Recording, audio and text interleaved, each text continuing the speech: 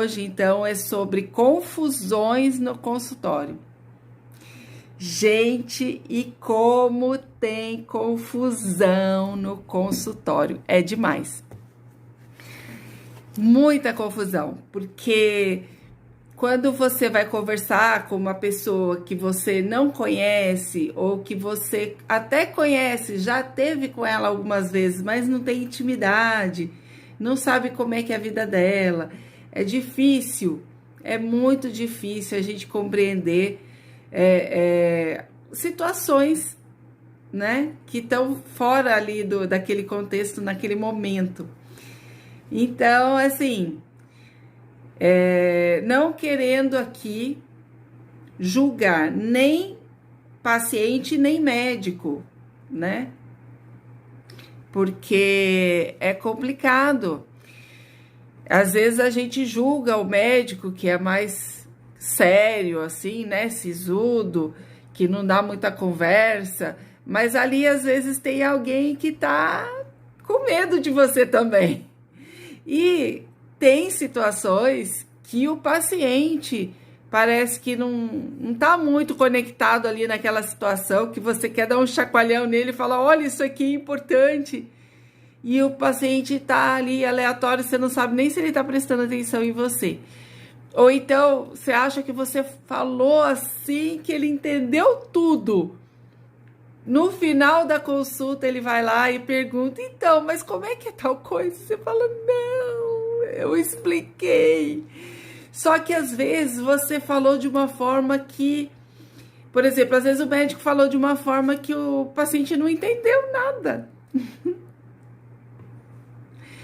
Acontece muito do médico falar e o paciente não compreender nada do que o médico fala.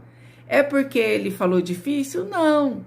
Às vezes é porque a forma como ele fala, de repente até querendo ser mais amigável ou não, ou querendo impor um distanciamento, isso acaba atrapalhando essa comunicação, né? E eu acho que nós, nesse momento, no momento de consulta, onde tem lá dois lados que não se conhecem, né, na intimidade, nós temos que ter uma certa compreensão, né, uma certa prudência também, né? Então, eu venho aqui para vocês falar sobre algumas confusões que podem acontecer. Esses dias, eu estava até comentando aqui nos stories mesmo, só que eu peguei num momento que tava travando muito. Então eu quero que vocês me falem aí, né? Eu vou falar bom dia para Tatiana, bom dia para Cláudia, bom dia para Andréia, bom dia para Cirlei. Gente, me fala, por favor, se tiver travando, tá bom? Combinado? Tem como?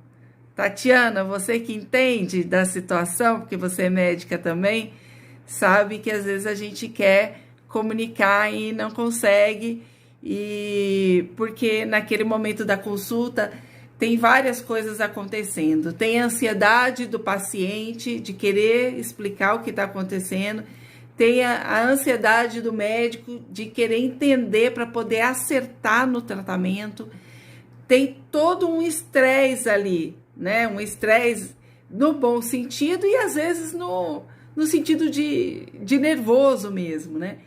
Então, nós temos que ter muito cuidado mesmo. Confusões acontecem, e acontecem confusões na vida, né? Porque quando a gente vai contar alguma coisa para uma pessoa e quando vai contar para outra, né? Acaba já sendo diferente. E cada um recebe de uma forma e escuta de uma forma. Então, isso é muito complexo. Tá ok, Tatiana? Maravilha. Estou entendendo bem. Obrigada, Cirlei. Muito obrigada, gente. Então, vamos lá. Eu até escrevi aqui mais ou menos uns tópicos para eu não me perder muito e ser mais objetiva. Eu coloquei aqui. Então, uma das coisas que acontecem muito. Às vezes o paciente vai num consultório e não se adapta muito ao jeito daquele médico, Aí ele vai a outro consultório, outro consultório, outro consultório e sai de lá com várias receitas, né? Porque sempre o médico no final dá uma receita. Então, o que acontece? Existem confusões que acontecem nesse momento, quando o paciente passa por vários médicos. Podem ser médicos de várias especialidades e podem ser médicos de uma mesma especialidade, que o paciente foi num cardiologista, no outro cardiologista e no outro, porque não foi com a cara de ninguém, ninguém explicou direito, ele ficou perdido. Então, sai dali com várias receitas. Numa receita ele achou que um remédio deu certo, na outra receita deu outro remédio que deu certo e outro que não deu certo. E aí vai, quando você vê, são várias receitas com vários remédios aleatórios e o paciente tomando um pouquinho de cada um e vira aquela confusão. Gente, vira mesmo. Então, para os pacientes que estão me ouvindo, para a turma toda aí, galera, quando vocês vão no médico, tem que levar, eu já falei isso essa semana, tem que levar todas as receitas dos remédios que vocês estão tomando, tudo. E levar também a caixinha do remédio. Não é nem o blister do remédio, que é o comprimido mesmo, aquele lugar onde fica o comprimido. Não, é levar a caixinha. Por quê? Porque a caixinha tem quantos miligramas, né? Qual o peso daquele remédio? O que contém realmente naquele comprimido? Porque, por exemplo, a bula, às vezes o paciente vem com bula para mim. A bula, às vezes, tem ali, é a mesma bula para várias caixinhas, então eles colocam a mesma bula para várias miligramas. Então, não adianta trazer a bula. A bula não vai especificar as miligramas, não vai me dar a quantidade de remédio. Então, eu preciso ver a caixinha. Então, é a caixinha e a receita. Por quê? Chega, outro lugar de grande confusão é na farmácia, né? Então, chega ali, às vezes não entendem a letra do médico, às vezes não tem o medicamento, eles querem dar um jeitinho, trocar, às vezes até por outro tipo de laboratório, mas mantendo o mesmo remédio, e tem farmácia que, infelizmente, troca até o tipo do remédio. Então, a gente passa por várias situações. Então, na hora, super importante, na hora de levar o que você está tomando, leva tudo, de todas as especialidades que você passa. Porque, por exemplo, para o cardiologista, é importante tudo. Tudo. Porque o seu coração, ele tem a ver com tudo. Ele manda sangue para tudo. Então, ele influencia em tudo. O ser humano é um ser do cabelinho aqui da cabeça até a unha no pé. Então, vou repetir. O ser humano, ele é compreendido desde o fiozinho de cabelo até a unha do pé, ok? Então, o coração, ele chega para todo lado. Ele vai influenciar até no seu cabelo. Por quê? Porque o couro cabeludo recebe a circulação que vem do seu coração. Olha como é importante, né? Então, é muito complicado, gente. Você vai no médico, tem que levar tudo e tem que falar tudo. Eu tô vendo que a Tatiana tá interagindo aqui. Ela falou, ninguém sabe o quanto é difícil ser essa relação de médico-paciente. É muito difícil. Por isso que nós, médicos preocupados, que queremos que isso dê muito certo, porque os médicos querem que dê certo, porque, gente, se der certo o tratamento, vocês vão indicar. Se der certo o tratamento, a gente vai ficar bonito na fita, né? Então, todo médico tá ali na intenção de acertar.